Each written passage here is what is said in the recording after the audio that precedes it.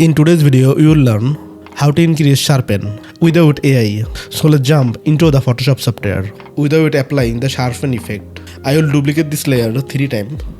Press Ctrl to Z on this keyboard 3 times.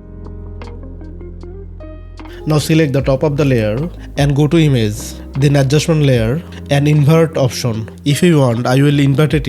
Ctrl+I on this keyboard. Now change the blending mode to vivid light. Then go to the filter and apply Gaussian blur effect. Increase the blurriness value and hit the OK button. Now select in this 2 layer, press Alt on this keyboard and select it. In this time I will grouping the layer, press Ctrl G on this keyboard to group it. Now I will again change the blending mode to overlay. If you look closely now, you will see that Sharpen has increased a lot from before. I will increase Sharpen even more. In this time I will create a new layer. Press Ctrl Alt Shift and E. Select the layer and go to the filter option. Then I'll go Sharpen and select unsharp marks. If you desire, you will increase and decrease the Sharpen value.